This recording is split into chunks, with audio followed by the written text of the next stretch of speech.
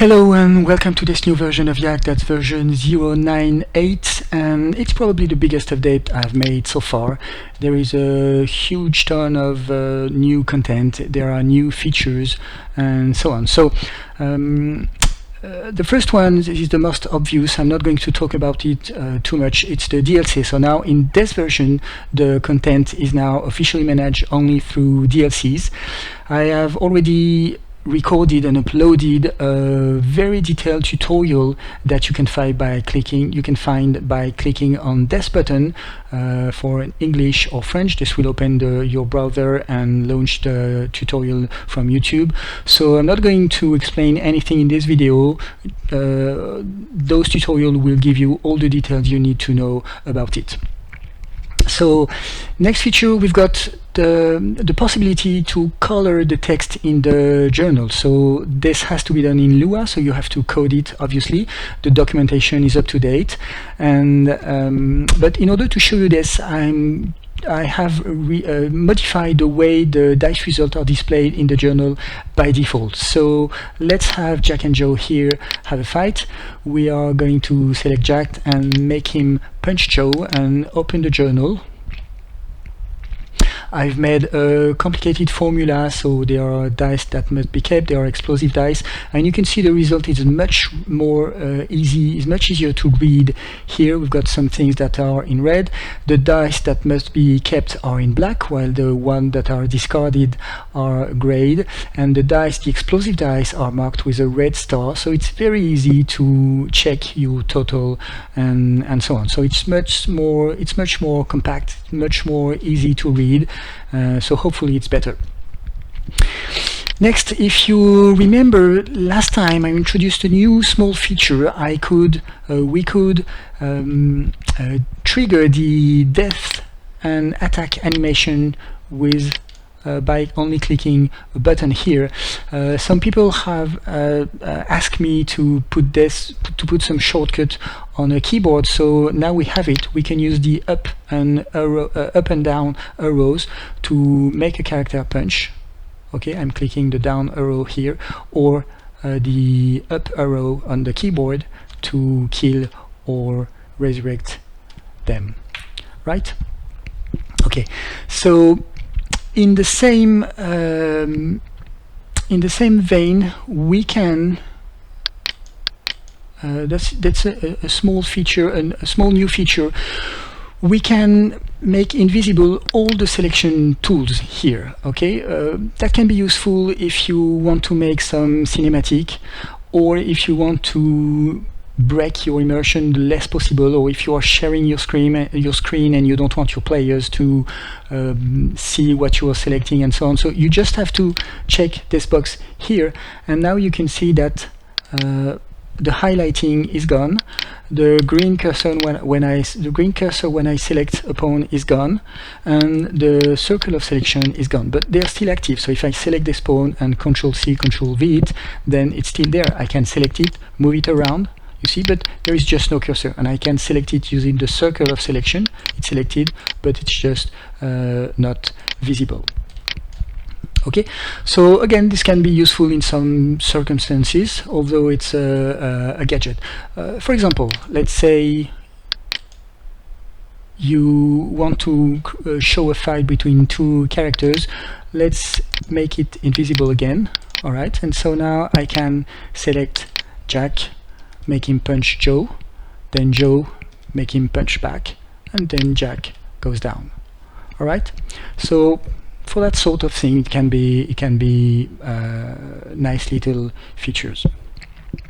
Right, let's put visibility back.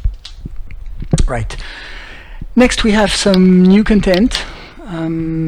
We have a new spider monster here. We've got some horror props, and that's quite horrible here. But that could go well in the lair of an evil creature or an evil person and so on. We've got some new space character, a space man with a round helmet, and same with the girl here. We've got some armored character, one obviously from another planet. They all come in many different variation. We've got 2 or 3 new trays. I'm not showing you everything, but okay, they all come in 5 or 6 variation. That makes lots of new characters. Okay, alien, and those one as well. So I'm only showing you one version of each here. Then we've got some warp gate here. Again, I'm showing only 4 of them, but we've got 30 or more of them. We've got a full tray of new gates. This is the default size, but as you can see, they can be used as giant warp gates for the huge space fortress that we have somewhere in YAG, or they can be scaled down to be used as, for example, dimensional doors, or space-time doors, or anything you want to put. So we could put this one at the end of dungeon and this one at the other end, and by using Control C, Control V, or cut and paste, Control X, Control V, we can simulate teleportation. So for example, let's imagine this one is going through this door. We can just teleport it at the other door here. Okay, so the doors are doing nothing, they're just static mesh. I'm cheating by cutting and pasting the character, but you can get some nice immersion and nice effect by using that sort of trick. Okay, that's almost it for the new content. I still have 4 new science fiction themes to show you. I'm going to use the default map to show you that. So in order to do that, let's have a nice ambience like blue sky. Okay, so I'm going to put some this sort of terrain, and we've got now 4 new where are they? Here, 4 new science fiction theme. In fact, it's really 2 science fiction theme, but they come each in 2 variations. So the first one is the red one, as you can see, and it's more of an exterior theme because you have fence on the outside. Okay, very beautiful, as you can see. And we've got the same, but the fence being we've got the same theme, but the fence being replaced by corridors here, like that. So you can have a walk in here. We've got nice views. You can see. You can look outside and so on. Okay, so that's one theme. Then we've got pretty much the same thing in white, but it's not the same. But the general color is more whitey. And again, it comes in 2 variations. This one is the outside one with fences on the outside, and we've got the same with corridors instead. High corridors, as you can see, so you can have a walk and look outside and so on. Okay, so that makes 4 new nice dungeons. Okay, for the next map, for the next thing I want to show you, I'm going back to the blue sky, and I'm going to suppress to remove entirely the dungeon. Okay, so the new thing is that, and that's a new feature, we can now add some natural terrains to our maps. We've got 4 general terrains for the moment: desert, mesa, snowy mountain, and general mountains. And we've got 4 sci-fi theme for the natural terrain. So I'm only going to show you the mountains here because they are the most general terrain. So let's load the terrain here, and as you can see, we've got some nice mountain. So I'm going to take a bit of altitude to show you. This is 8 by 8 kilometers, so 64 square kilometers. And it's a nice terrain because you have some snowy part. You've got some mountains, a bit rocky mountains, and we've got some plains here. Just to give you an idea of the scale, I'm going to put a character here somewhere. Do we have some nice mountains? Let's put it here. I don't have snow. Let's go up to snow here. Okay, that will be nice.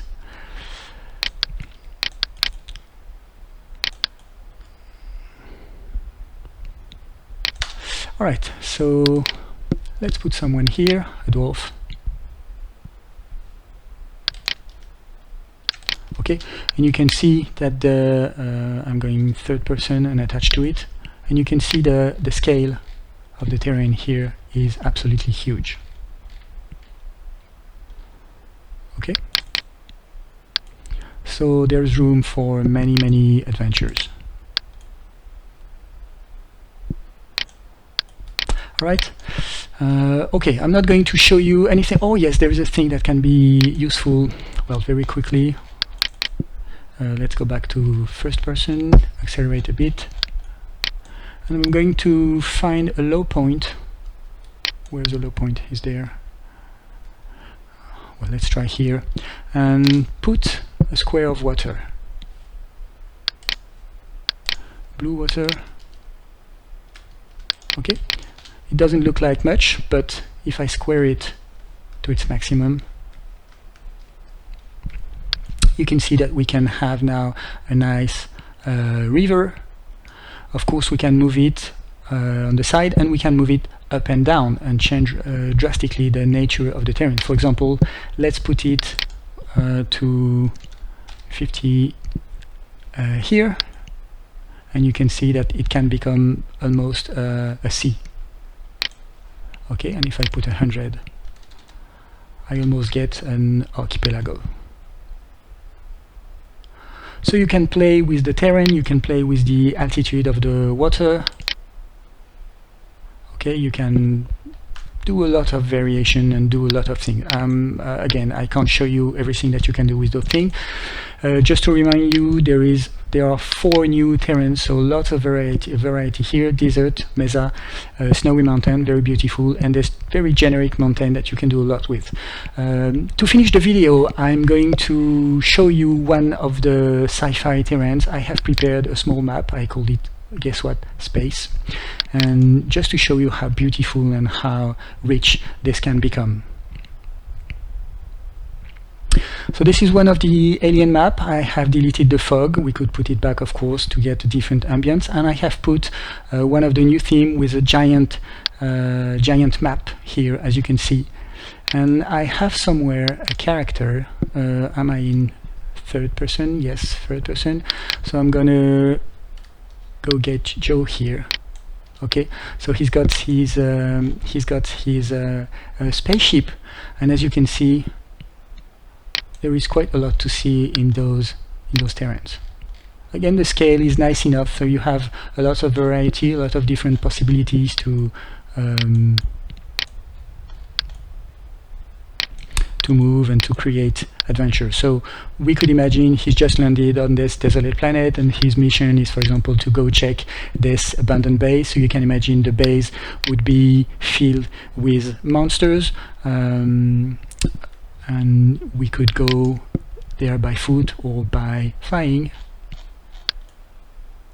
Okay, this would definitely make a nice screenshot here.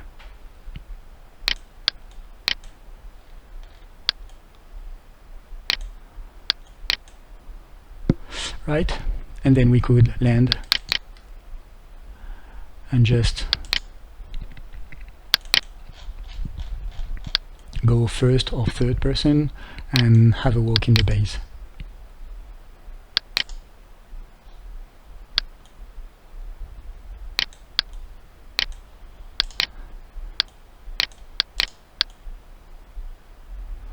Okay.